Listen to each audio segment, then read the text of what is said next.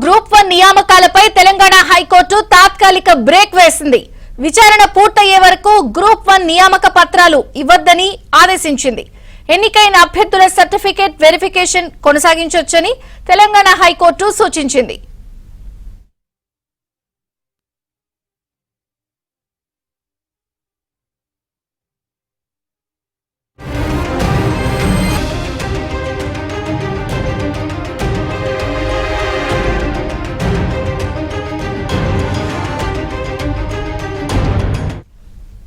తెలంగాణలో group 1 నియామకాలపై Telangana high court తాత్కాలిక break వేసింది. వివరాలు ప్రవీణ్ అందిస్తారు. ప్రవీణ్,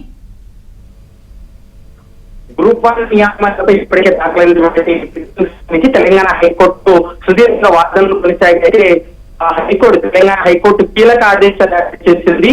విచారణ పూర్తయ్యే వరకు కూడా గ్రూప్ 1 నియామక పత్రాలు ఇవ్వదంటుగా హైకోర్టు ఆదేశాలు ఇచ్చింది. మరోవైపు ఎన్నికలు ఎవరైతే ఉన్నారో వాళ్ళ వెరిఫికేషన్ కొనసాగించవచ్చు కూడా మరొక అంశాన్ని కూడా తెలంగాణ హైకోర్టు స్పష్టం చేసింది. కేవలం వెరిఫికేషన్ మాత్రమే అభ్యర్థులు ఇచ్చినటువంటి వారు వెరిఫికేషన్ పూర్తి చేసుకోవాలి, కానీ వారికి నియామక పత్రాలు ఇవ్వద్దంటూ ఒక కీలకమైనటువంటి ఆదేశం వచ్చింది. దీంతో గ్రూప్ 1 నియామకాల పైన తాత్కాలికంగా బ్రేక్ పడిందనేది కూడా మనం భావించాల్సి ఉంటుంది. ఎప్పుడైతే పరీక్షల అంటే గ్రూప్ 1 మెయిన్స్ పరీక్షల్లో వారి యొక్క వాల్యుయేషన్ పేపర్ వాల్యుయేషన్ లో తప్పులు జరిగాయని, సరిగ్గా ఆ వాల్యుయేషన్ జరగలేదు. 18 పేపర్ నుంచి కేవలం 12 మంది నిపుణులతోటే వాల్యుయేషన్ జరిగింది. కాబట్టి ఇందులో చాలా మంది నష్టపోయేటువంటి ప్రమాదంతో కూడా వాళ్ళు చాలా మంది అభ్యర్థులు తెలంగాణ హైకోర్టును ఆశ్రయించడంతో దానిపైన దాదాపు నెల రోజులుగా విచారణ కొనసాగుతున్నటువంటి పరిస్థితి కూడా స్పష్టంగా కనపడుతుంది. దీనిపైన పూర్తి స్థాయిలో విచారణ జరపాలి అంటూ కూడా టీజీపీఎస్సీకి గతంలోనే నోటీసులు జారీ చేసింది.